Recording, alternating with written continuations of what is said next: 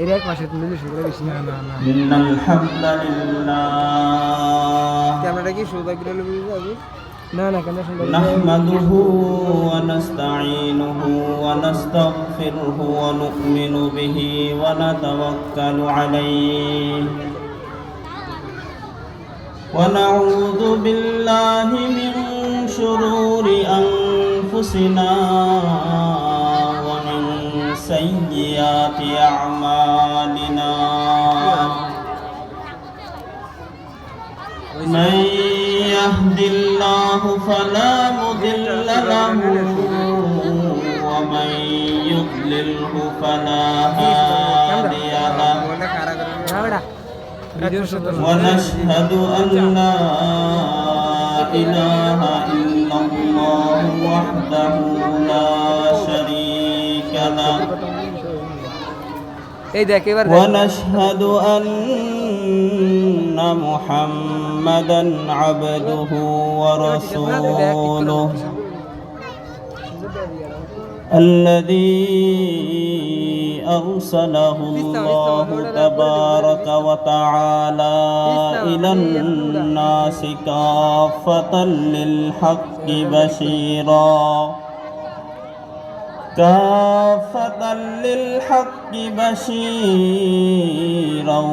ونذيرا وداعيا إلى الله بإذنه سراجا وقمرا منيرا أما بعد فأعوذ بالله من الشيطان الرجيم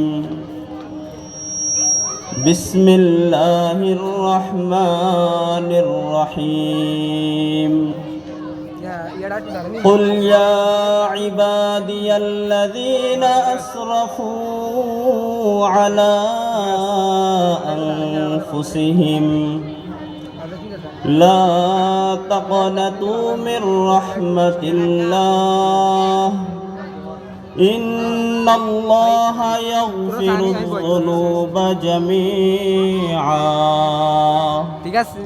إنه هو الغفور الرحيم وقال تعالى في آية أخرى يا أيها الذين آمنوا توبوا إلى الله توبة نصوحا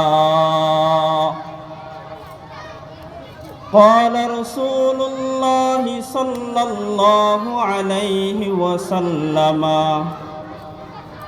التائب من الذنب كمن لا ذنب له وقال رسول الله صلى الله عليه وسلم كل بني آدم خطاؤون وخير الخطائين التوابون أو كما قال النبي عليه الصلاة والسلام آمنت بالله صدق الله مولانا العظيم وصدق رسوله النبي الكريم ونحن على ذلك من الشاهدين والشاكرين والحمد لله رب العالمين الحمد لله তালিমুল উম্মাহ feel Islamia Deobandi মাদ্রাসার উদ্যোগে আয়োজিত আজকের এই মাহফিলের দ্বিতীয় অধিবেশনের সম্মানিত সভাপতি সাহেব ও উপস্থিত মুসল্লিয়ানে কেরাম, আল্লাহ পাকের দরবারে লাখো কোটি শুকরিয়া যে আল্লাহ পাক রব্বুল আলামিন দুনিয়ার সমস্ত ঝামেলা থেকে, দুনিয়ার সমস্ত কাজ থেকে মুক্ত করে জান্নাতের এই বাগানে আগে আগে নিয়ে আসছেন, কিছু কথা বলা ও শোনার তৌফিক দান করতেছেন। এই জন্য দিল থেকে শুকরিয়া আদায় করি, আলহামদুলিল্লাহ। সম্মানিত হাজিরিন, এখন যেই জমানা চলতেছে, যেই সময় চলতেছে, হাদিসের ভাষায় বলা হয়েছে এই সময়টা ফিতনার সময়, পরীক্ষার জমানা, বিপদের জমানা। নবীজির আহাদিস দ্বারা আমরা বুঝি সময় যত যাইতেছে ফিতনা ফাসাদ তত আসতেছে। সময় যত যাইতেছে ফিতনা আর ফাসাদ তত বেশি বেশি আসতেছে। নবীজি হাদিসের মধ্যে বলেন, عن أبي هريرة رضي الله تعالى عنه قال قال رسول الله صلى الله عليه وسلم بادروا بالأعمال فتنا كقطع الليل المظلم يصبح الرجل مؤمنا ويمسي كافرا ويمسي مؤمنا ويصبح كافرا يبيع دينه بعرض من الدنيا أو كما قال النبي عليه الصلاة والسلام। এই হাদিসের মধ্যে নবীজি সাল্লাল্লাহু আলাইহি ওয়াসাল্লাম বলেন, ঘোর অন্ধকারের ন্যায় ফিতনা একের পর এক আসতে থাকবে। ঘোর অন্ধকারের ন্যায় ফিতনা আসতে থাকবে। কেমন ভাবে আসতে থাকবে? বলা হয়েছে, তাসবির গোটা যদি কেটে দেওয়া হয়, তাসবির যে রশি আছে ওটাকে যদি কেটে দেওয়া হয়, তাসবির গোটাগুলো জমিনের মধ্যে যেরকম একের পর এক পড়তে থাকে, ফিতনা এরকম এর চাইতে দ্রুত আসতে থাকবে। যেই ফিতনার প্রভাব যখন পড়া শুরু করবে, মাখলুকের উপরে সবচাইতে শ্রেষ্ঠ মাখলুকাত মানুষ, এর উপরে যখন ফিতনা পড়বে, তো এই ফিতনার প্রভাবে সে সকালে মুমিন থাকবে, বিকালে কাফের হয়ে যাবে। সকালে মুমিন, বিকালে কাফের। একই ব্যক্তি, সে সকালটা করলো মুমিন অবস্থায়, কিন্তু যখন সন্ধ্যা হয়েছে তখন সে আবার কি হয়ে গেছে? কাফের হয়ে গেছে। আবার সন্ধ্যা করবে মুমিন অবস্থায়, সকালে ওই ব্যক্তি আবার কি? কাফের। নবী সাল্লাল্লাহু আলাইহি ওয়াসাল্লাম বলেন, এর সূচনা হবে যে ওই সমস্ত ব্যক্তিদের সাথে এরকম মুআমালা হবে যারা আখিরাতকে দুনিয়ার সামান্য জিনিসের বিনিময়ে বিক্রি করে দিবে। এই সময় যখন আসবে, নবীজি বলতেছেন, বাদিরু বিল আমাল, আমলের সাথে লেগে থাকো। আমলের সাথে লেগে থাকার জন্য বলা হয়েছে, বেশি বেশি আমল করার জন্য বলা হয়েছে। যদি বেশি বেশি আমল করা হয় তাহলে ফিতনা আমাদেরকে ধরতে পারবে না।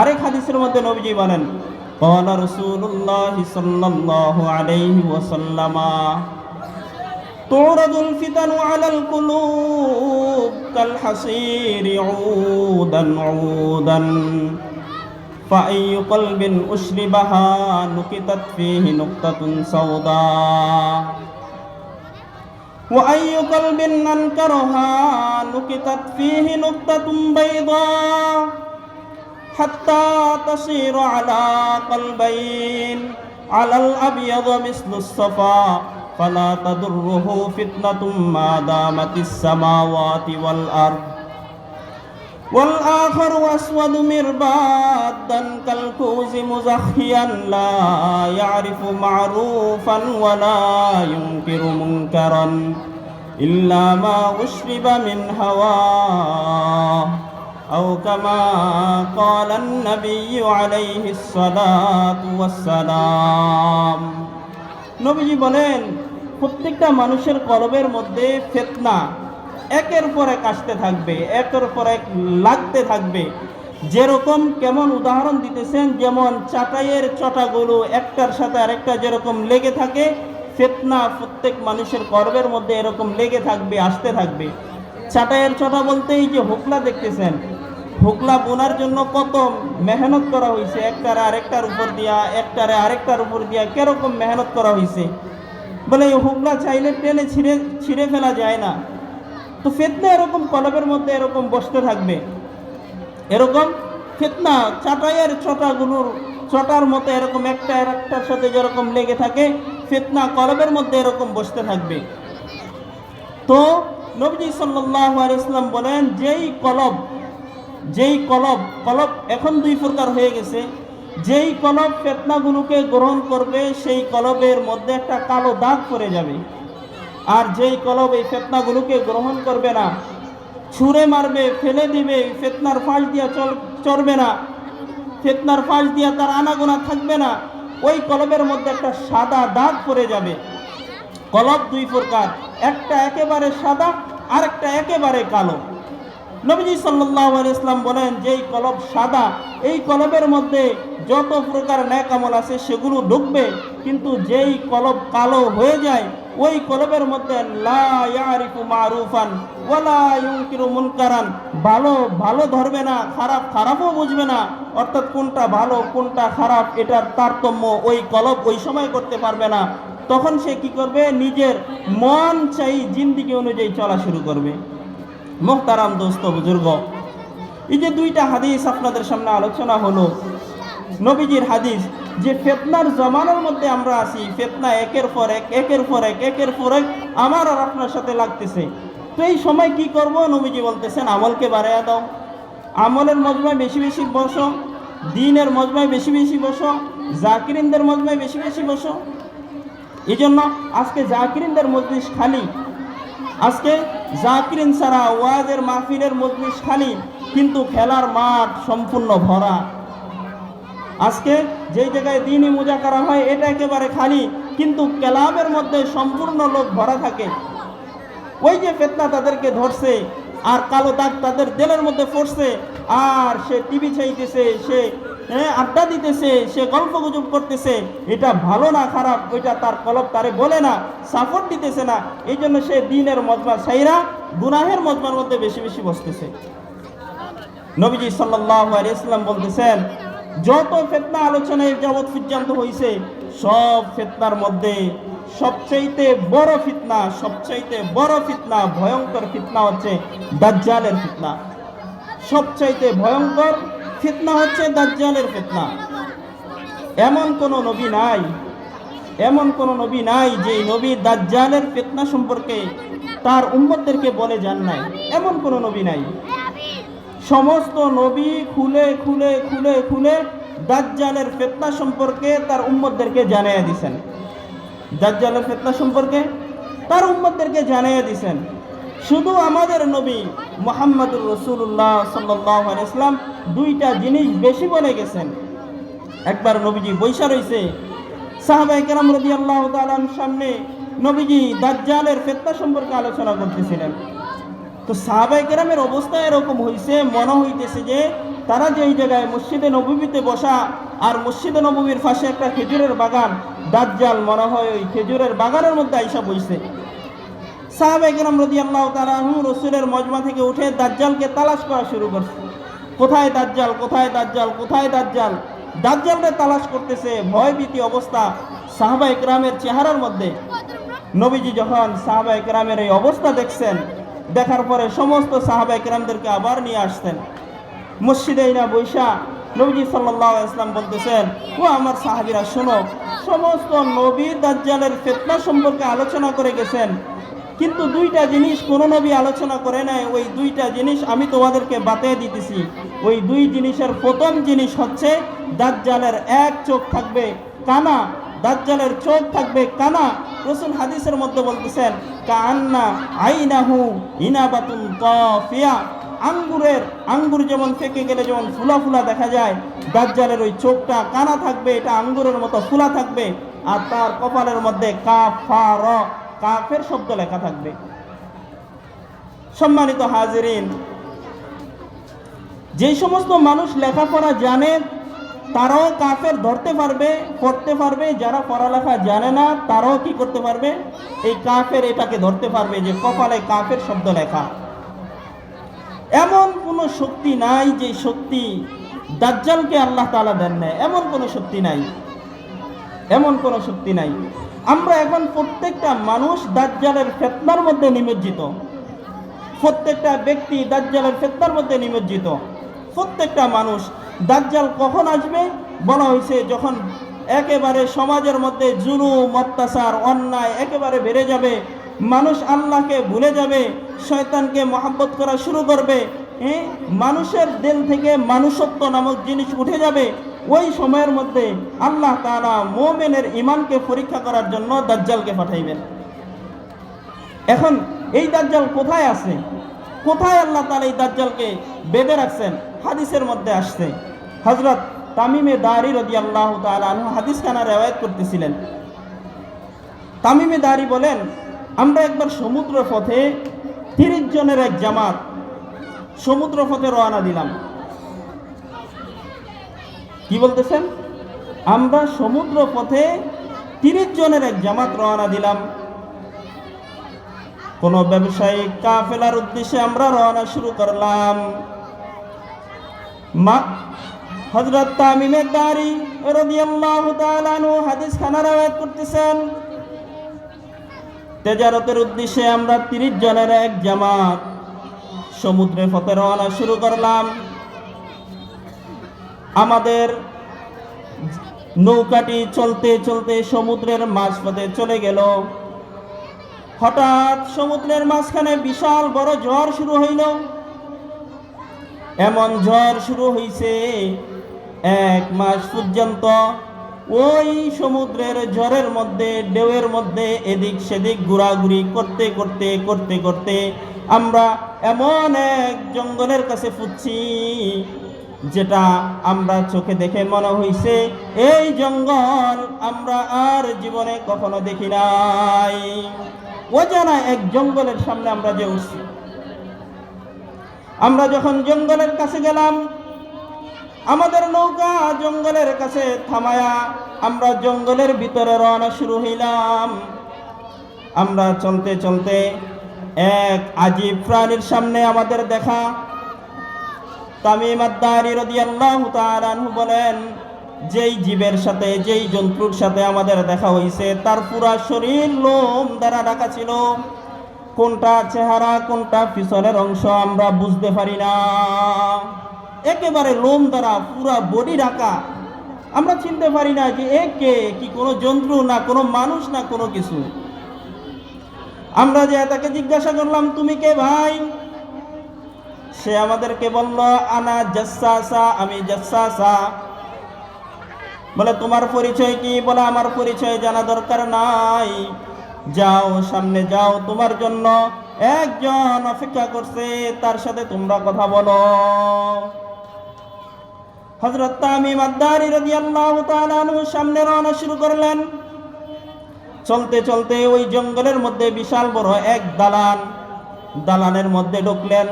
দেখতেছেন একটা বিশাল জন্তুকে মানুষের আকৃতি দেখা যাইতেছে, বিশাল বড় বড় শিকল দিয়ে তাকে বেঁধে রাখছে।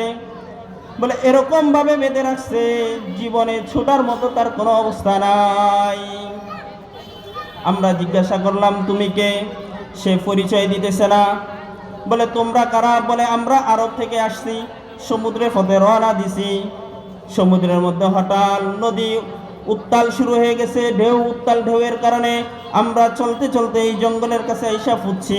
আস্তে আস্তে তোমার কাছে ফুসলাম। এবার ওই জন্তু আমাদেরকে প্রশ্ন করতেছে, আচ্ছা বলো দেখি ওই খেজুরের বাগানের অবস্থা বলো, যে ওই খেজুরের বাগানের মধ্যে এখনো কি খেজুর দেয় নাকি? একটা প্রশ্ন করছে, প্রথম প্রশ্ন, যে একটা খেজুরের বাগান যেটা এখন ফিলিস্তিনের মধ্যে আছে, এই খেজুরের বাগানে খেজুর দেয় কিনা এটা বলো। তামিমে দারি বলতেছে, আমরা তাকে বললাম হ্যাঁ ভরপুর খেজুর দিতেছে। দ্বিতীয় নাম্বার প্রশ্ন করলো, প্রথম প্রশ্নের জবাবে ওই ব্যক্তি বলতেছে যে অতি তাড়াতাড়ি এই খেজুর আর ফলাইবে না, খেজুর দেওয়া বন্ধ হয়ে যাবে। আবার জিজ্ঞাসা করলাম, তাবারিয়ার যেই লেক আছে, যেই ঝর্ণা আছে, এই ঝর্ণা সম্পর্কে তোমরা কি জানো? বলা হয়েছে যে এই ঝর্ণাটা তো অনেক বেশি বেশি পানি, এটার মধ্যে ভরপুর পানি, তো সে কি বলতেছে যে অতি তাড়াতাড়ি এই ঝর্ণাও এই লেকও বন্ধ হয়ে যাবে। তৃতীয় নম্বর প্রশ্ন করছে যে আরবের মধ্যে যেই নবী নিজেকে নবী দাবি করবে সেই ব্যক্তি আসছে নাকি? বলে হ্যাঁ, সে তো মক্কা থেকে হিজরত করে মদিনায় চলে আসছে। আবার প্রশ্ন করছে যে তার অনুসরণ আরবরা করে কিনা? বলে হ্যাঁ, তার অনুসরণ আরবরা এখন করতেছে। তো তখন সে কি বলছে যে আরবরা অনুসরণ করে, এটা তাদের জন্য অনেক উত্তম। কার? মুহাম্মদুর রাসূলুল্লাহর অনুসরণ আরবরা করতেছে, এটা তাদের জন্য অনেক উত্তম। এবার তামিমে দাঁড়ি বলতেছেন, আমি আবার জিজ্ঞাসা করলাম তুমি কে? তো বলতেছে আনা মাসিহুদ দাজ্জাল, আমি তো ওই দাজ্জাল, যেই দাজ্জাল সম্পর্কে তোমাদের নবী তোমাদেরকে বলে গেছেন। আমি ওই দাজ্জাল।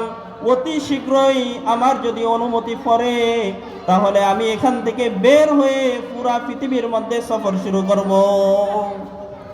পৃথিবীর এমন কোনা বাকি থাকবে না যে আমার সফর হবে না, এমন গ্রাম বাকি থাকবে না যে গ্রামের মধ্যে দাজ্জালের আনাগোনা থাকবে না।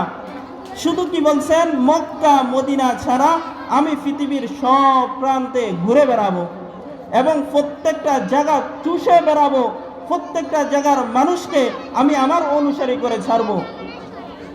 জিজ্ঞাসা করছে মক্কা মদিনায় কেন ঢুকতে পারবো না? 2 লক্ষ ফেরেশতা মক্কা আর মদিনাকে পাহারা দিয়ে রাখবে। মক্কা আর মদিনাকে পাহারা দিয়ে রাখবে 2 লক্ষ ফেরেশতা, পুরা মক্কা মদিনাকে পাহারা দিবে, দাজ্জাল আসতে পারবে না।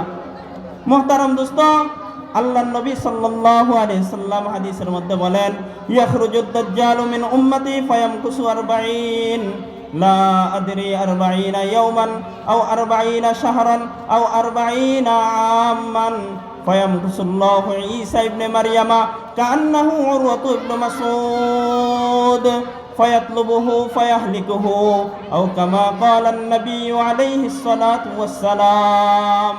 নবীজি বলেন, আমার উম্মতের মধ্যে দাজ্জাল আসবে এবং সে আয়েশা 40 থাকবে। এই হাদিসের রাওয়ায়াতকারী হযরত আব্দুল্লাহ ইবনে আমর রাদিয়াল্লাহু তাআলা আনহু বলেন যে 40 দ্বারা নবীজি বলার 40 দ্বারা 40 দিন উদ্দেশ্য না 40 মাস উদ্দেশ্য না 40 বছর উদ্দেশ্য আমরা জানি না। লা আদরি, আমরা জানি না দাজ্জাল আয়েশা 40 দিন থাকবে না 40 বছর থাকবে না 40 মাস থাকবে। তারপরে আল্লাহ তাআলা হযরত ঈসা ইবনে মারইয়ামকে পাঠাইবেন। তার আকৃতি হবে হযরত উরওয়া ইবনে মাসউদ রাদিয়াল্লাহু তাআলা আনহুর মতো। হযরত ঈসা আলাইহিস সালাম যখন আসবেন, দাজ্জালকে দৌড়ান শুরু করবেন। দৌড়াইতে দৌড়াইতে দাজ্জালকে তালাশ করে পাইবেন, সেখানে দাজ্জালকে হত্যা করবে। সম্মানিত হাজিরিন, এই যে শুধু দাজ্জালের এই একটু কথা বলছি, এই জন্য দাজ্জালের কাছে এমন কোনো শক্তি নাই যে থাকবে না। পুরা আকাশ দাজ্জাল নিয়ন্ত্রণ করবে, পুরা জমিন দাজ্জাল নিয়ন্ত্রণ করবে, অর্থনীতি দাজ্জাল নিয়ন্ত্রণ করবে, টেকনোলজি দাজ্জাল নিয়ন্ত্রণ করবে, পানি দাজ্জাল নিয়ন্ত্রণ করবে, সূর্য চন্দ্র তারকারাজি সব কিছু দাজ্জাল নিয়ন্ত্রণ করবে। ওই সময় সে অলৌকিক দেখাইবে, একজনে রাখবে, বলে বল খোদাকে। বলে খোদা তো আকাশে আছে। বলে খোদাই কি দিতে পারে? বলে বৃষ্টি দিতে পারে। দাজ্জাল কইবে যে বৃষ্টি হও, সাথে সাথে বৃষ্টি হওয়া শুরু করবে। দাজ্জাল কইবে এ বৃষ্টি হও, আকাশ থেকে মুষলধারে বৃষ্টি পড়া শুরু করবে। জিজ্ঞাসা করবে তোমার দাদার নাম কি? অমুক তোমার দাদা কোথায় আছে? বলে কবরে আছে। কবরে ইশারা করবে, বলে এরকম খুশা দিবে, দাদা নানা পরদাদা এগুলি সব উঠে যাবে, আর জীবন্ত মানুষের সাথে কথা বলা শুরু করবে। এত ভয়ঙ্কর ফিতনা দাজ্জাল, নিজেদের দাজ্জাল প্রত্যেকটা মানুষের মধ্যে এত ভয়ঙ্কর ফিতনা ছড়াইবে। বলে ওই সময় আল্লাহ তাআলা ওই সমস্ত মানুষদের কি হেফাজত করবেন যারা আমলের সাথে নিজেদের জীবনকে অতিবাহিত করছেন, যারা দ্বীনের মজলিসে দ্বীনের মুজাকারা হয় ওই মজলিসগুলোর মধ্যে আইসা বসতেন। ওই সময় আল্লাহ তাআলা ওই দাজ্জালের কঠিন ফিতনা থেকে ওই সমস্ত মুসল্লি ভাইদেরকে আল্লাহ তাআলা, মুমিন ভাইদেরকে আল্লাহ তাআলা হেফাজত করে দেখাইবেন। এই জন্য সম্মানিত হাজিরিন, বলা হয়েছে দাজ্জালের সবচাইতে বেশি অনুসারী হবে ইহুদিরা, তারপরে অধিক মহিলারা, তারপরে দুর্বল ইমানদার যারা তারা, তারপরে যারা চোখের দেখা জিনিসকে বিশ্বাস করে চলে, এরা দাজ্জালের বেশি অনুসারী হবে। আল্লাহ তাআলা আমাদেরকে দাজ্জালের ফিতনা থেকে হেফাজত করেন। তো সম্মানিত হাজিরিন, এই দাজ্জালের ফিতনা থেকে বাঁচতে হইলেই আমরা আমলকে বাড়াইতে হবে, সাথে সাথে তওবা করতে হবে। সাথে সাথে কি করতে হবে? তওবা করতে হবে।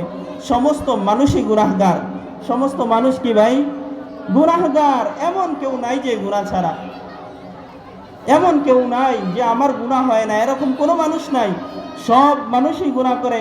এটা আমি বলি নে, আমার নবী মুহাম্মদুর রাসূলুল্লাহ সাল্লাল্লাহু আলাইহি ওয়াসাল্লাম বলতেছেন। কি বলেন? কুল্লু বানি আদামা খাত্তাউন ওয়া খায়রুল খাত্তাইনা আত-তাওয়াবুন। বনি আদম, পুরা বনি আদম সব গুনাহগার। আর গুনাহগার বনি আদমের মধ্যে সবচাইতে দামি বনি আদম সে যে তওবা করে। যে কি করে ভাই? তওবা করে। আজকে দেখেন তওবা আমরা ভুলেই গেছি। গুনাহ করতে মজা লাগে, তওবা করতে খারাপ লাগে। গুনাহ করতে মজা লাগে, বলে হার লাইনে গুনাহ হইতেছে, হার লাইনে গুনাহ হইতেছে। কিন্তু তওবা জিনিসটা কি এটা আমি এখনো জানি না, এটা জানি না। তওবা কি? তওবা কি? তওবা বলা হইছে আর রুজুউ ইলাল্লাহ, আল্লাহ তাআলার দিকে ফিরে আসা, এটার নাম হচ্ছে তওবা। আল্লাহ তাআলার দিকে ফিরে আসার নাম কি? তওবা। আর রুজুউ ইলাল্লাহ, আল্লাহ তাআলার দিকে ফিরে আসা, এটা হচ্ছে তওবা। কোন জিনিস থেকে ফিরে আসবো? আনিল মাসিয়া, গুনাহের যত জায়গা আছে, গুনাহের যত কাজ আছে, সমস্ত জায়গা, সমস্ত কাজ থেকে ফিরে আসার নাম হচ্ছে তওবা। নবীজি এক হাদিসের মধ্যে বলেন, অতি সত্তর এমন এক সময় আসতেছে যেই সময়ের মধ্যে মানুষ 5টা জিনিসকে ভালোবাসবে আর 5টা জিনিসকে ভুলে যাবে। 5টা জিনিসকে ভালোবাসবে আর 5টা জিনিসকে ভুলে যাবে।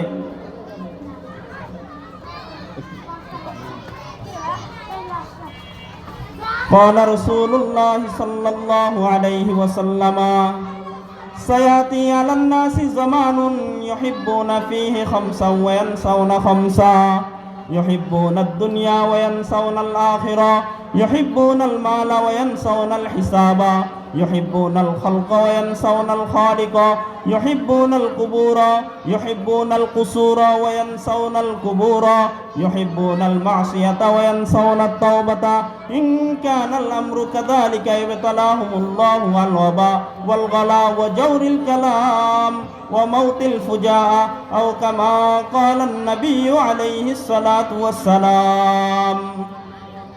सरकार दो आलम হাবিবে কিবরিয়া মুহাম্মদুর রাসূলুল্লাহ সাল্লাল্লাহু আলাইহি ওয়াসাল্লাম বলতেছেন, অতি সত্তর মানুষের মধ্যে এমন এক সময় আসবে যেই মানুষ ওই সময়ের মধ্যে 5টা জিনিসকে ভালোবাসবে আর 5টা জিনিসকে একেবারেই ভুলে যাবে। ওই 5 জিনিসের মধ্যে সর্বপ্রথম জিনিস ইউহিব্বুনাদ দুনিয়া ওয়া ইয়ানসাউনাল আখিরাহ, তারা দুনিয়াকে ভালোবাসবে, আখিরাতকে একেবারেই ভুলে যাবে। 5টা জিনিসকে ভালোবাসবে আর 5টা জিনিস ভুলে যাবে। কে বলতেছেন? নবীজি সাল্লাল্লাহু আলাইহি ওয়াসাল্লাম বলতেছেন, এর মধ্যে প্রথম নাম্বার যে মানুষ দুনিয়াকে ভালোবাসা শুরু করবে আর আখিরাতকে একেবারে ভুলে যাবে। 1 নাম্বার, এগুলোর মধ্যে ব্যাখ্যার বিশ্লেষণ করলাম না। 2 নাম্বার ইউহিব্বুনাল মালা ওয়া ইয়ানসাউনাল হিসাবা, মাল কামাই করতে ভালোবাসবে কিন্তু কোন জায়গা থেকে কামাই করলো আর কোন জায়গায় খরচ করলো এটার হিসাব করতে ভুলে যাবে। 2 নাম্বার মাল কামাই করব, মালকে তারা ভালোবাসবে কিন্তু কোন জায়গা থেকে কামাই করলো মালের হিসাব এটাকে তারা ভুলে যাবে। 3 নাম্বার ইউহিব্বুনাল খালকা ওয়া ইয়ানসাউনাল খালিকা, তারা স্রষ্টাকে ভুলে যাবে, স্রষ্টার সৃষ্টিকে ভালোবাসবে, অর্থাৎ আল্লাহ তাআলাকে ভুলে যাবে। আর আল্লাহ তাআলা যা বানাইছে এগুলোকে দেখা সে কি করবে? এগুলোকে ভালোবাসা শুরু করবে। 3 নাম্বার। 4 নাম্বার ইউহিব্বুনাল কুবুরা ইউহিব্বুনাল কুসুরা ওয়া ইয়ানসাউনাল কুবুরা, তারা বিল্ডিং দালান এগুলোকে ভালোবাসবে কিন্তু কবরকে একেবারেই ভুলে যাবে। বিল্ডিং বানানোকে ভালোবাসবে, বিশাল বড় বড় বিল্ডিং বানাইবে আর গর্ব করবে আমার বিল্ডিংটা এত সুন্দর, আমার বিল্ডিংটা এত সুন্দর, আমার ঘরটা এত সুন্দর। কিন্তু তার এই ঘরের পরেও যে আরেকটা ঘর আছে যেটার মধ্যে হাজার হাজার বছর থাকতে হবে, কবরের ঘর, ওটাকে তারা ভুলে যাবে, ওটাকে তারা ভুলে যাবে। তাহলে বিল্ডিংকে ভালোবাসবে আর কবরকে ভুলে যাবে। অথচ এমন কোনো দিন নাই যে কবর প্রতিদিন আমাদের নাম ধরে ধরে না ডাকে। দুনিয়ার সমস্ত মানুষ কবরকে ভুলে গেছে, কিন্তু কবরের উপর দিয়া এমন কোনো দিন যায় না কবর আমাদের নাম ধরে ধরে না ডাকে। আল্লাহর নবী সাল্লাল্লাহু আলাইহি ওয়াসাল্লাম হাদিসে পাকের মধ্যে বলতেছেন, ফাইন্নাহু লাম ইয়াতি আলাল কবরি ইয়াউমুন ইল্লা তাকাল্লামা ফীহি ফায়াকুলু আনা বাইতুল গুরবাতি ওয়া আনা বাইতুল ওয়াহদাতি ওয়া আনা বাইতুদ দুদ ওয়া আনা বাইতুত তুরাব। কবর প্রতিদিন প্রত্যেকের নাম ধরে ধরে বলেন, ও আব্দুল্লাহ, ও আব্দুর রহমান, আমি কিন্তু একাকিত্বের ঘর। এ শোনো, আমি একাকিত্বের ঘর, পোকামাকড়ের ঘর, অন্ধকারের ঘর। আমার কাছে কোনো আলো নাই, আমার কাছে কোনো সাথীও নাই। আমি শুধু মাটির ঘর, পোকামাকড়ের ঘর, আমি সাপের ঘর, বিচ্ছুর ঘর। আমার এই জায়গায় আসতে হলে আমল ছাড়া কেউই আসতে পারবে না। প্রতিদিন কবর আমাদের নাম ধরে ধরে রাখেন। দুনিয়ার মহাব্বতে কবরকে ভুলে গেছো, দুনিয়ার মহাব্বতে রবকে ভুলে গেছো, মালের মহাব্বতে মালিককে ভুলে গেছো, কবরকে ভুলে গেছো। হায় হায়, দুনিয়ার জিন্দেগি তো বেশি দিন না, কবরের জিন্দেগি আসতেছে। তুমি যদি আমার কাছে আসো তাহলে নেক আমল নিয়ে আসবা। যদি তুমি নেক আমল নিয়ে আসো, আমি তোমার সাথে উত্তম মুআমালা করব, উত্তম ব্যবহার করব। আর যদি তুমি নেক আমল নিয়ে না আসতে পারো, তাহলে আমি রহমতের ঘর হব না, আমি আগুনের ঘর হব, আমি সাপ বিচ্ছুর ঘর হব। তাহলে নবীজি বলতেছেন, ইউহিব্বুনাল কুসুর ওয়া ইয়ানসাউনাল কুবুর। তারা কবরকে ভুলে যাবে, কিন্তু দালান কোটা, বিল্ডিং গুলি, এগুলোকে তারা ভালোবাসা শুরু করবে। ফার্স্ট নাম্বার, এই যে পাঁচটা জিনিসকে ভালোবাসবে আর পাঁচটা জিনিসকে ভুলে যাবে। ফার্স্ট নাম্বার হচ্ছে ইউহিব্বুনাল মাসিয়াতা ওয়া ইয়ানসাউনাত তাওবাতা। তারা গুনাহকে ভালোবাসবে, তওবাকে একেবারেই ভুলে যাবে। কি বুঝলেন? নবীজি বলতেছেন যে সময় মানুষের মধ্যে আসতেছে, এমন সময় তারা গুনাহ করবে, গুনাহ করতে করতে উন্মাদ হয়ে যাবে, কিন্তু গুনাহের করার পরে যে তওবা করতে হয় এটাকে একেবারেই ভুলে যাবে। তাইলে সম্মানিত হাজিরিন, কি বুঝলাম? যে তওবা কি? তওবা হচ্ছে আল্লাহ তাআলার দিকে ফিরে আসা, আল্লাহ তাআলার দিকে সমস্ত গুনাহের জায়গা থেকে, সমস্ত গুনাহের কাজ থেকে আল্লাহ তাআলার দিকে ফিরে আসা, এটার নাম হচ্ছে তওবা। এখন এই তওবা করলে আল্লাহ তাআলা কেমন খুশি হয়, এই জিনিসটা আপনাদের সামনে হাদিসের মধ্যে আল্লাহ নবী সাল্লাল্লাহু আলাইহি ওয়াসাল্লাম বলছেন, আমি আপনাদেরকে শুনাইব। উদাহরণ দিয়ে নবীজি সাল্লাল্লাহু আলাইহি ওয়াসাল্লাম বলছেন যে কোন ব্যক্তি মরুভূমির মধ্যে দিয়ে চলতেছে, দেখেন তওবা করলে আল্লাহ যে কত খুশি হয়, এটা বোঝানোর জন্য এই হাদিসখানা আপনাদের সামনে রওয়ায়াত করতেছি। কোন এক ব্যক্তি মরুভূমি এলাকা দিয়ে চলতেছিল। মরুভূমির মধ্যে চলার জন্য সাওয়ারি দরকার হয়, খাবারের দরকার হয়, পানির দরকার হয়, প্রয়োজনীয় যা দরকার সব লাগে। তো এক ব্যক্তি এরকম সাওয়ারি ইন্তজাম করলো, খাবারের ইন্তজাম করলো, পানির ইন্তজাম করলো, করে সফর শুরু করছে মরুভূমি এলাকার মধ্যে দিয়া। সে যাইতে যাইতে যাইতে যাইতে ক্লান্ত হয়ে গেছে। ক্লান্ত হয়ে একটু বিশ্রাম নেওয়ার জন্য কোনো গাছের ছায়ার নিচনে বসতে, তো বিশ্রাম নেওয়ার জন্য বসে সাথে সাথে তার ঘুম চলে আসছে। ওই মুসাফিরের সাথে সাথে ঘুম চলে আসছে। আমার কথা কি বুঝতেছেন? মুসাফিরের কি চলে আসছে? ঘুম চলে আসছে। এখন সে তো ঘুমিয়ে গেছে। ঘুম থেকে উঠার পরে সে দেখতেছে যে তার যে খাবার ছিল, পানি ছিল, এগুলোকে যেন নিয়ে গেছে, হারায় গেছে। কি বলেন? এক জায়গায় রাইখা ঘুমাইলাম, ঘুম থেকে উঠা দেখি আমার পানিও নাই, আমার খাবারও নাই। মরুভূমি এলাকা পর্যন্ত শুধু বালু আর বালু, গরম আর গরম, ওখানে ঠান্ডা কোনো কি নাই, বাতাস নাই। যারা হাজী সাহেব আছেন তারা বলতে পারেন যে মরুভূমি কত কষ্ট। তো সে ঘুম থেকে উঠা দেখে তার খাবার নাই, তার পানিটা নাই। এখন সে আফসোস করতে করতে কি করবে, যে তার খাবার শেষ, পানি শেষ, কই যাবে? যদি আবার বাড়ির দিকে রওনা হয় তাহলে এরকম এক অবস্থা যে যাইতে পারবে না, তার মৌত চলে আসবে। আবার যদি গন্তব্যে পৌঁছতে চায় তাহলে ক্ষুধার কারণে গন্তব্য পৌঁছতে পারবে না। এই চিন্তায় আবার সে ক্লান্ত হয়ে আবার শুয়ে পড়ছে। ঘুম থেকে ওইটা দেখে তার ঘোড়াটাও তার কাছে নাই। আচ্ছা, একটু চিন্তা করেন, আমাদের মধ্যে যারা, আমরা তো নদী পথে কোথায় যাইতে হয়? ঢাকা যাইতে হয়।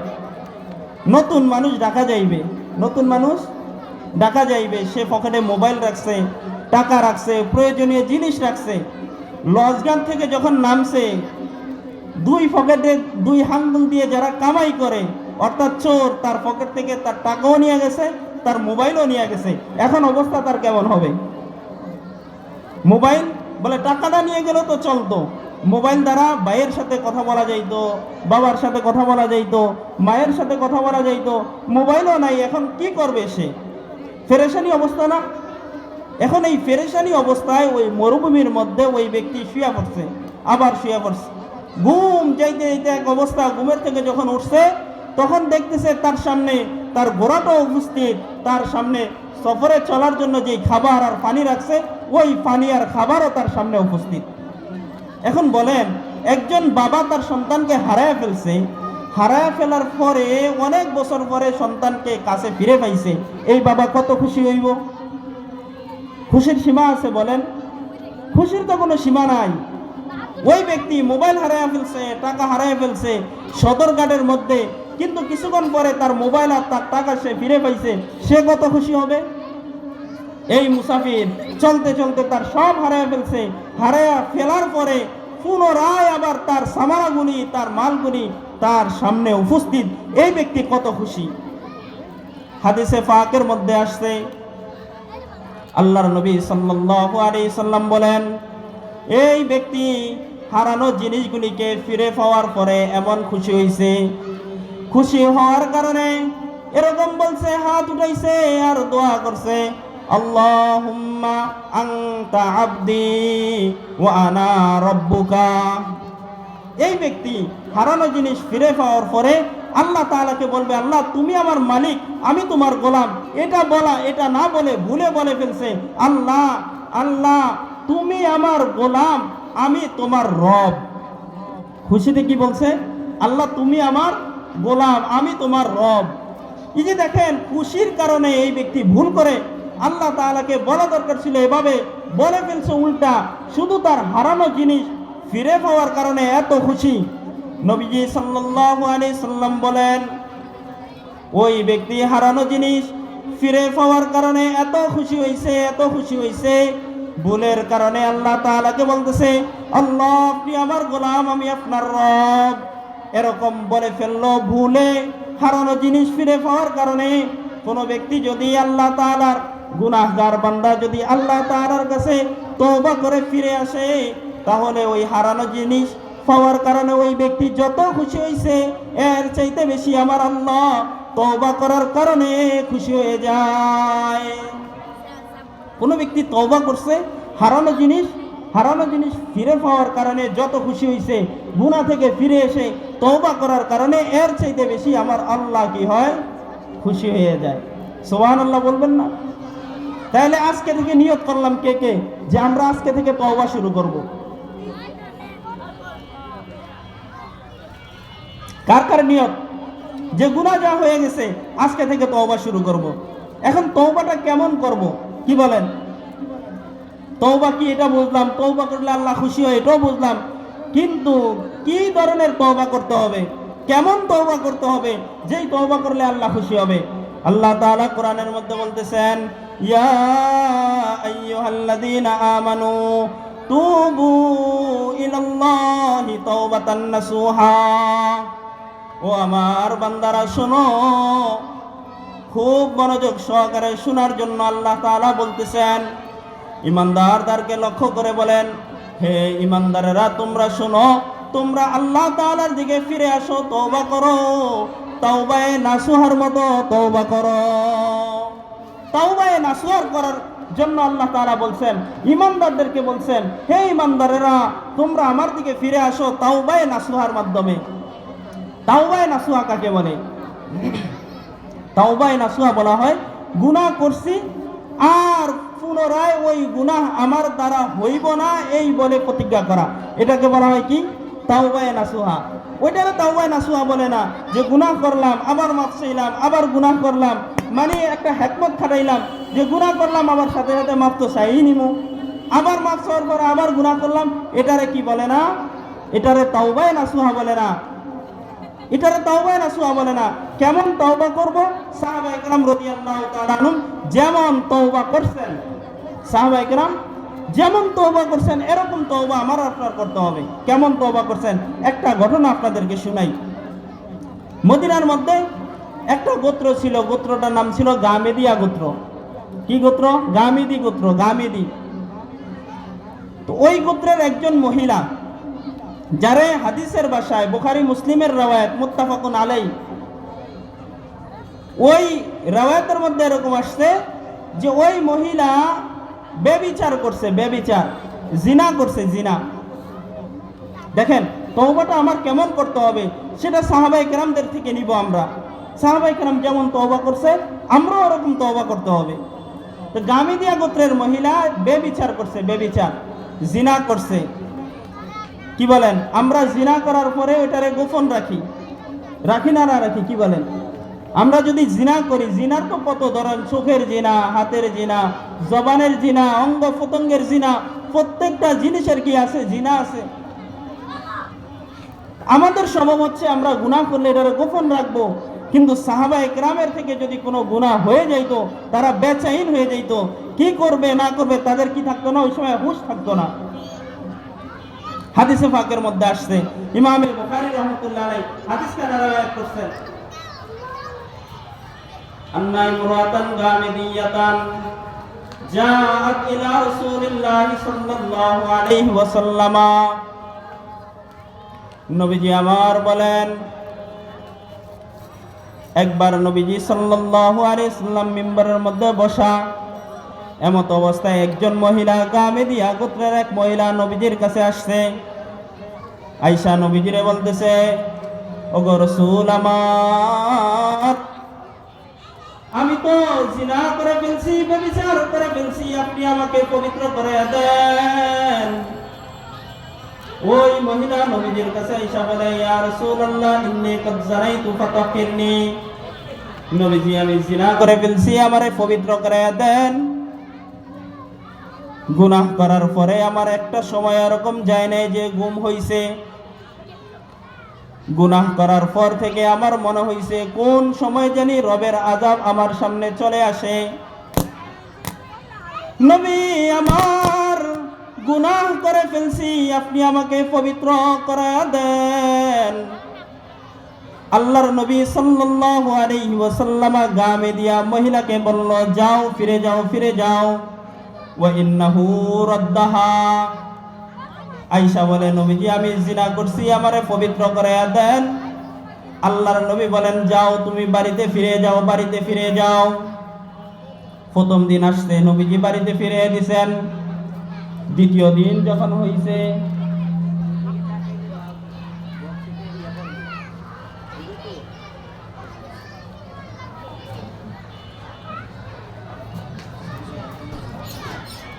যখন দ্বিতীয় দিন আবার হইল, ওই মহিলা নবীজির কাছে আসছে। ফালাম্মা কানাল গাদ, দ্বিতীয় দিন আয়েশা বলে, ইয়া রাসূলুল্লাহ ইন্নী কদ জানাইতু ফাতাহহিরনি,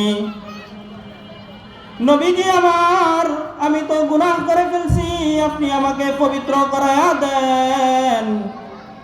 নবীজি সাল্লাল্লাহু আলাইহি ওয়াসাল্লাম গামেদিয়া গোত্রের মহিলার কথা আর শুনলেন না, ফিরে দিলেন, ফিরে দিলেন। তৃতীয় দিন যখন আইছে, নবীজির দরবারে আয়েশা সেম একই কথা বলতেছে, ইয়া রাসূলুল্লাহ ইন্নী কদ জানাইতু ফাতাহহিরনি, নবী আমি ব্যভিচার করে ফেলছি গো। ও নবী, গুনাহের বোঝা মাথায় দিয়া সারা রাতের মধ্যে আমার ঘুম হয় না, নবীজি আপনি আমাকে পবিত্র করে দেন। নবীজি সাল্লাল্লাহু আলাইহি ওয়াসাল্লাম মুখ ফিরে রাখছেন। এইবার গামেদিয়া গোত্রের মহিলা নবীজিকে বলতেছেন, লিমা তারুদ্দানি, লিমা তারুদ্দানি লাআল্লাকা আন তারুদ্দানি কামা রাদাত্তা মাইজান, এ নবী আমার, আপনি কেন আমাকে ফিরে দিতেছেন? মনে হইতেছে মায়েজে আসলামীকে আপনি যেই কারণে ফিরে দিতেছেন, মনে হয় আপনি আমাকে ওই জন্য ফিরে দিতেছেন। এখন মায়েজে আসলামের কথা আসলো, মানে মায়েজে আসলামীও এরকম জিনা করছে, নবীজির কাছে আসছে, নবীজি ফিরে দিছেন। একদিন, 2 দিন, 3 দিন, 3 দিনের পরে নবী সাল্লাল্লাহু আলাইহি ওয়াসাল্লাম সাহাবায়ে কিরামদেরকে পাঠাইছেন, যাও মায়েদা আসলামের এলাকায় যাও, যে দেখো সে কি পাগল কিনা, সে কি অসুস্থ কিনা, তার অবস্থা কি, এটা জেনে আসো। মানে নবীজি মনে করছে যে হয়তো পাগলামির কারণে আয়েশা বলতেছে আমি জিনা করছি। তো মায়েদা আসলামের এলাকায় পাঠাইছে, পাঠানোর পরে সমস্ত মানুষ বলছে না, এই মায়েজ সুস্থ মানুষ, সে অসুস্থ না, সে যদি বলে থাকে জিনা করছে তাহলে সে জিনা করছে। এই কথার উপরে ওই সাহাবায়ে কেরাম মায়েদে আসলামের এলাকা থেকে ফিরে আসতে নবীজিরে বলতেছে, নবীজি মায়েদে আসলামী তো জিনা করছে, তারপরে তার উপরে শরীয়তের যে হুকুম, ওই হুকুম লাগিয়ে দেওয়া হয়েছে। এখন গামীদিয়া মহিলা নবীজিরে বলতেছেন, নবীজি আমার, যেই জন্য মায়েদে আসলামীকে আপনি ফিরে দিলেন, ওই জন্যই কি আপনি আমাকে ফিরে দিতেছেন? খোদার কসম নবীজি, আমি বলতেছি আল্লাহি লা হুদ্দা মিনাজ জিনা, নবী আমার, আমি জিনার কারণে হামেলা হয়ে গেছি, আমার পেটের মধ্যে বাচ্চা চলে আসছে। নবী আমার, দুনিয়ার জিন্দেগির মধ্যে কষ্ট সহ্য করা বড় ব্যাপার না, দুনিয়ার জিন্দেগির কষ্ট তো বেশি কষ্ট না। ময়দানে মাহশরে যদি আল্লাহ তাআলা সমস্ত মানুষের কাতারে কাতারে দাঁড়া করায় আমারে হাঁটায় আমার গুনাহ মানুষের মধ্যে দেখায়, নবীজি দুনিয়ার কষ্ট বেশি কষ্ট হবে না, আখিরাতের কষ্ট ভয়ঙ্কর কষ্ট। নবী আমার, দুনিয়ার জ্বালা তো এটা জ্বালা না, ময়দানে মাহশরে জাহান্নামের আগুনের জ্বালা তো ভয়ঙ্কর জ্বালা। নবী আমার, তোমার জবান থেকে আমি শুনছি ময়দানে মাহশরের জ্বালা কত ভয়ঙ্কর হবে। ময়দানে মাহশরের আগুন 3000 বছর আল্লাহ তাআলা জ্বালায়া প্রস্তুত করছেন জাহান্নামীদেরকে ওই আগুনের মধ্যে জ্বালানোর জন্য। ও নবী আমার, আমি বলতেছি আমি জিনা করছি, আমার পেটের মধ্যে বাচ্চা চলে আসছে, সুতরাং আপনি আমাকে পবিত্র করে দেন।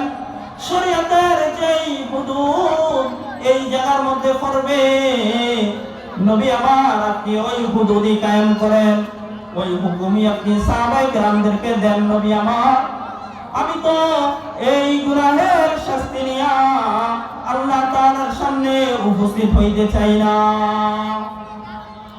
নবী সাল্লাল্লাহু আলাইহি সাল্লাম মহিলার অবস্থা দেখে বললেন, ঠিক আছে, তোমার বিচার করা হবে, যাও তুমি বাড়িতে চলে যাও।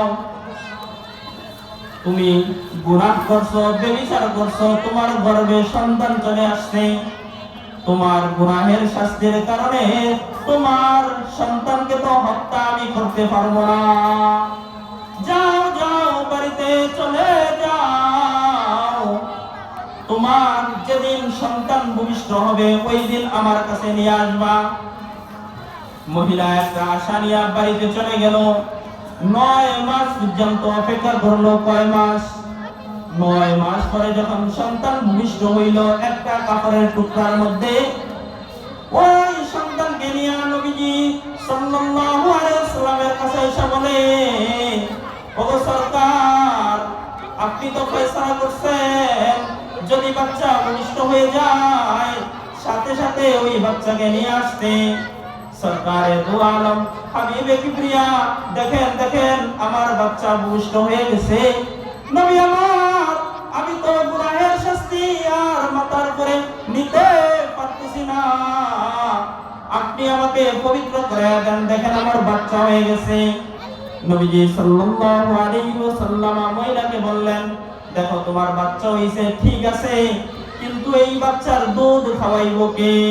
যাও যাও, বাচ্চাকে নিয়ে যাও, 2 বছর পর্যন্ত দুধ খাওয়াইবা, তারপরে যখন বাচ্চা রুটি ছিঁড়ে খাইতে পারে, এরকম যদি এক অবস্থা হয়ে যায় তখন ওই বাচ্চাকে আমার কাছে নিয়ে আসবা, আমি তোমার ফয়সালা করে দিব। গামীদিয়া গোত্রের মহিলা বাচ্চাকে নিয়ে বাড়িতে চলে গেল। দুধ খাওয়াইতেছে আর মনে মনে এই আশা করতেছে কোন সময় আমার বাচ্চা বড় হবে, কোন সময় আমার বাচ্চা রুটি ছিঁড়ে খাইতে পারবে। এই সময় পর্যন্ত অপেক্ষা করতে করতে 2 বছর পরে নবীজির কাছে আসছে। আয়েশা বাচ্চাকে ছিঁড়া একটা রুটির টুকরা হাতে দিয়া বলতেছে, ইয়া রাসূলুল্লাহ, ও আমার হাবিব সরকার দু আলম, শুনেন শুনেন, আপনি ফয়সালা করছেন বাচ্চার 2 বছর দুধ খাওয়ানোর জন্য। হাবিব গো আমার, আমি বাচ্চারে 2 বছর দুধ খাওয়াইলাম, এখন দেখেন বাচ্চা রুটি ছিঁড়ে খাইতে পারতেছে, এরকম এক অবস্থা। বাচ্চাকে আল্লাহর নবীর কাছে নিয়ে আসলেন। নবীজি সাল্লাল্লাহু আলাইহি ওয়াসাল্লাম গামিদিয়া মহিলার অবস্থা দেখে বুঝছেন যে তওবা কিরকম কাজ করতেছে। আল্লাহর নবী বললেন, দাও বাচ্চারে আমার হাতে দাও। মহিলার বাচ্চাকে নবীজি নিজে হাতে নিলেন। মুসলমানের একজনের দায়িত্ব দিয়ে দিলেন, যাও এই বাচ্চাকে তুমি লালন পালন করবা। মুসলমান ওই বাচ্চাকে নিয়ে লালন পালন শুরু করছে। এবার নবী ফয়সালা করছে, যাও যাও এই গামিদিয়া মহিলাকে নিয়ে যাও, ওই ময়দানের মধ্যে নাও আর সমস্ত মানুষকে জমা করো ময়দানে। সমস্ত মানুষ আসবে আর সমস্ত মানুষের সামনে এই মহিলার বিচার শুরু হবে। সাহাবায়ে কেরামদেরকে বললেন, গর্ত শুরু করো। ময়দানের মধ্যে গর্ত শুরু করলো, কবর পর্যন্ত গর্ত করলো, গলা পর্যন্ত গর্ত করলো। মহিলা পাশে দাঁড়িয়ে রয়েছে, চোখের দিকে পানি পড়তেছে আর আকাশের দিকে তাকাইতেছে, এই আশায় তাকাইতেছে দুনিয়ার জিন্দেগির কষ্ট আমার শেষ হয়ে যাইতেছে। ময়দানে মাহশরে যখন যাব, আল্লাহ তাআলা ময়দানে মাহশরের সমস্ত মানুষের সামনে এটা বলবে না, দুনিয়ার মধ্যে জিনা কেন করে আসলাম, বলে আমি জিনা করে ফেলছি, এখন আমার বিচার হবে। কাঁদতেছে আর আকাশের দিকে তাকাইতেছে। গর্ত যখন হয়ে গেল, গামিদিয়া মহিলাকে ওই গর্তের মধ্যে ঢুকানো হইল, মাটি চাপা দিল গলা পর্যন্ত। সমস্ত সাহাবায়ে কেরামদেরকে হুকুম দেওয়া হলো, পাথর মারো, পাথর মারো। আশেপাশের যত সাহাবায়ে কেরাম ছিল সব সাহাবীরা বড় বড় পাথর নিয়ে গামিদিয়া গোত্রের মহিলার কপালে মারতেছে, চেহারায় মারতেছে, হাতে মারতেছে, মুখে মারতেছে। বলে যখন এক একটা পাথর মাথায় পড়তেছে, সাথে সাথে মাথা থেকে রক্ত বের হওয়া শুরু করছে।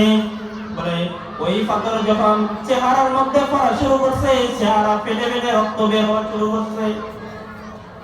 সম্মানিত হাজিরিন, একটু চিন্তা করেন, জিনা করছে যদি গোপন রাখতো, দুনিয়ার মধ্যে কেউ জানতো না, দুনিয়ার মধ্যে কোনো বিচার আচারও হইতো না, মানুষও তারা নিয়ে টিটকারি করতো না।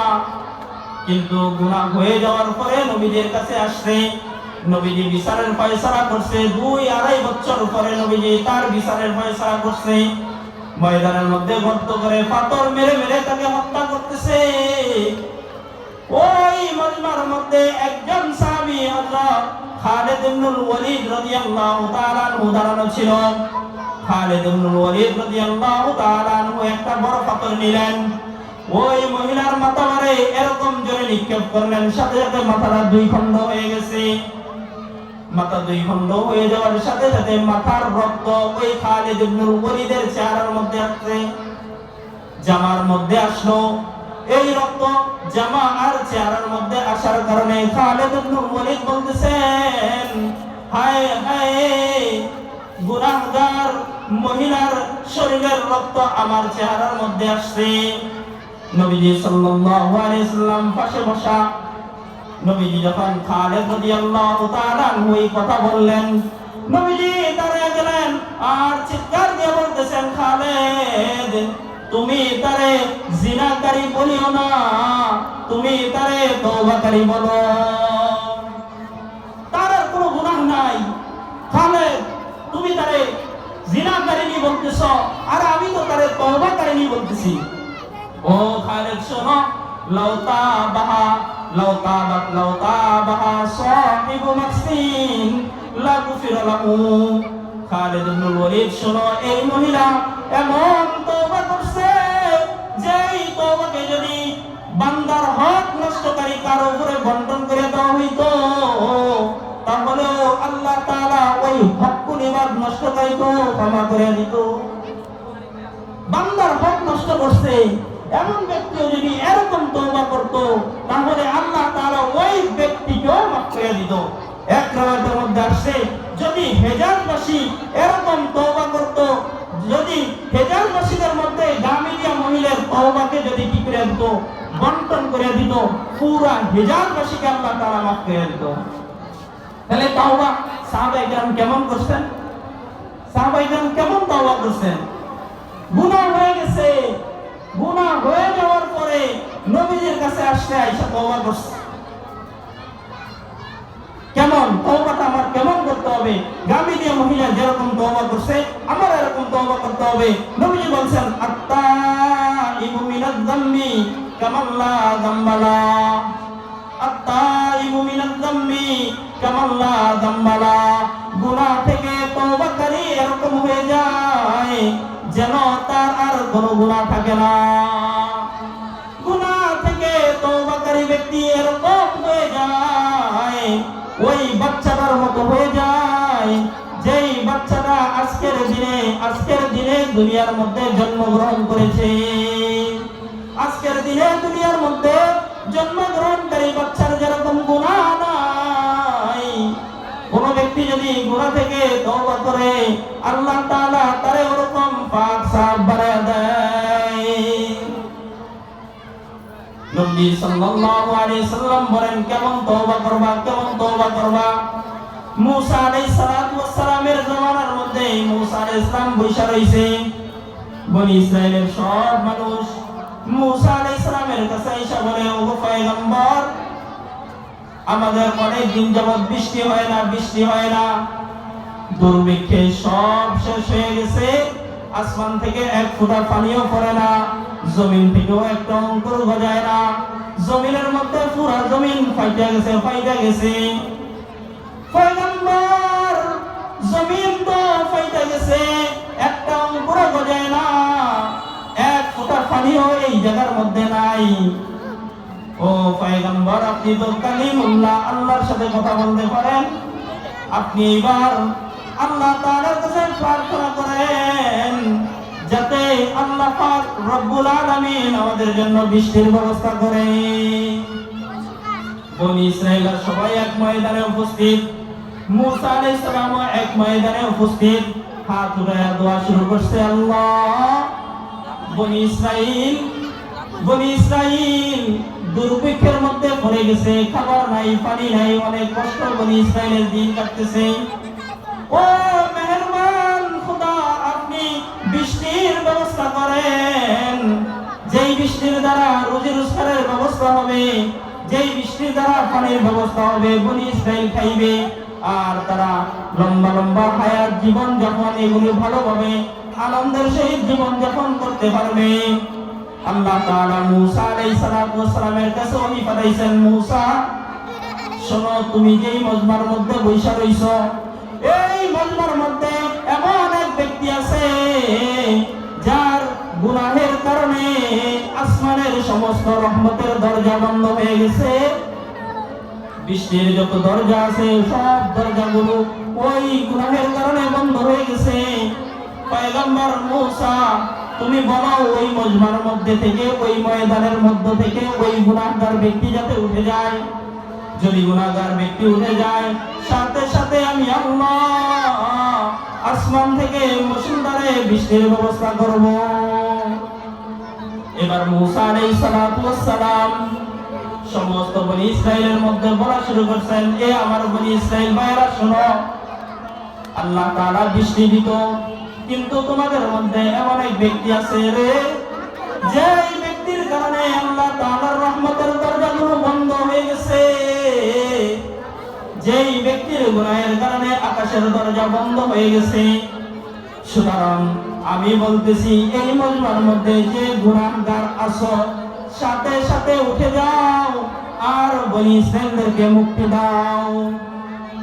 মজলিসের মধ্যে গুনাহগার ব্যক্তি বসা, মনে মনে চিন্তা করলো, হায়, আমার গুনাহের কথাই বলতেছে। এবার মাথাটা নিশানের দিকে দিয়ে বলতেছে, আল্লাহ, এতদিন কোন মানুষ জানে না আমি যে গুনাহ করছি, গুনাহ করতে করতে সমুদ্রের ফেনা পরিমাণ আমার গুনাহ হয়ে গেছে মালিক। আমি তো গুনাহগার, তুমি তো গফফার। ও মালিক, তুমি তো মাফ করনেওয়ালা। আজকে যদি আমার কারণে বৃষ্টি বন্ধ হয়ে থাকে আর আমি যদি উঠে যাইতে হয়, সমস্ত বনি ইসরাইল দেখবে গুনাহগারকে। মানুষ আমাকে নিয়ে তিরস্কার শুরু করবে, মানুষ আমাকে নিয়ে বাজে বলা শুরু করবে। মালিক, তুমি আমার গুনাহকে গোপন রাখছো। ও মালিক, আজকে বনি ইসরাইলের মধ্যে আমার গুনাহকে প্রকাশ করিও না। আমি খালিস দিলে তওবা করতেছি। আল্লাহ, আপনি আমার গুনাহকে মাফ করে দেন। এই ব্যক্তি যখন দোয়া শুরু করলো, সাথে সাথে আসমান থেকে বৃষ্টি শুরু হয়ে গেল, সাথে সাথে বৃষ্টি বের হওয়া শুরু করলো। মুসা আলাইহিস সালাম সবকিছু বুঝে উঠতে পারেন নাই। আল্লাহ তাআলাকে বললেন, আল্লাহ, গুনাহগারের কারণে বৃষ্টি বন্ধ করে রাখছো, কিন্তু আবার কোন রহমতের কারণে তুমি আবার বৃষ্টি নাযিল করলা? আল্লাহ তাআলা মুসা আলাইহিস সালামকে বললেন, মুসা রে, যেই ব্যক্তির কারণে আমি বৃষ্টি বন্ধ করে রাখছি, ওই ব্যক্তি এমন তওবা করছে আমার আরশটা কেঁপে উঠছে। মুসা, ওই ব্যক্তির তওবার কারণে আমি আল্লাহ তওবার সাথে সাথে তার গুনাহকে মাফ করে দিয়া রহমতের যত দরজা আছে সব দরজাগুলো আমি আল্লাহ খুলে দিলাম। হযরত মুসা আলাইহিস সালাম আল্লাহ তাআলাকে বলতেছে, আল্লাহ, ওই ব্যক্তিটাকে আমারে জানিয়ে দেন। আল্লাহ তাআলা মুসা আলাইহিস সালামকে বললেন, মুসা, শোনো, আমার বান্দা গুনাহ করছে, আমার বান্দা গুনাহ করছে, আমার বান্দা গুনাহ করার পরে মাফ চাইছে। আমি আল্লাহ তার গুনাহকে গোপন রাখলাম, তার নামও আমি আল্লাহ গোপন রাখবো। হাদিসে পাকের মধ্যে আসছে, আল্লাহর নবী বলেন, হাদিসে কুদসি, আল্লাহ তাআলা বলতেছেন নবীজিকে, আযনাবা আবদি যানবান, বান্দা যখন গুনাহ করছে, গুনাহ করার পরে বলতেছে, আল্লাহুম্মা গফির যামবি, আল্লাহ, আপনি আমার গুনাহকে মাফ করে দেন। আল্লাহ তাআলা সাথে সাথে বলেন, আলিমা আবদি আন্না লাহু রাব্বান ইয়াগফিরু যামবা ফাগফারলা, আমার বান্দা জানে যে তার একজন খোদা আছে, যেই খোদা গুনাহকে মাফ করে। শোনো, আমার বান্দা আমার উপরে ইয়াকিন রাখছে, আমি আল্লাহ গুনাহকে মাফ করি। শোনো শোনো, যারা তওবা করবে আমি আল্লাহ তার সমস্ত গুনাহকে মাফ করে দেব।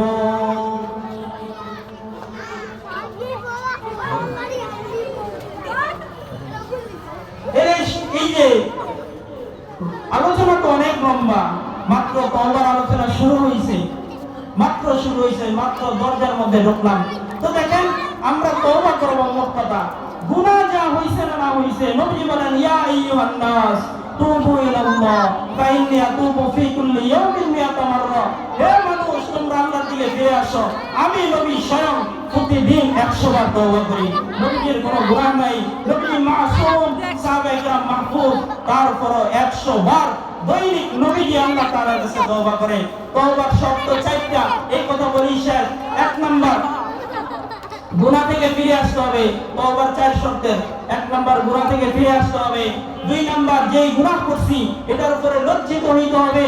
3 নাম্বার, গুনাহ করব না বলে প্রতিজ্ঞা করতে হবে। 4 নাম্বার, যদি বান্দার হক নষ্ট করিয়া থাকি তাহলে তার হক তারে বুঝাইয়া দিয়া তার থেকে মাফ চাই আসবো। আল্লাহ তাআলা আমাদেরকে গুনাহ থেকে তওবা করে আল্লাহর দিকে ফিরে আসার তৌফিক দান করেন। ওয়া আখিরু দাওয়ানা আনিল হামদুলিল্লাহি রাব্বিল আলামিন।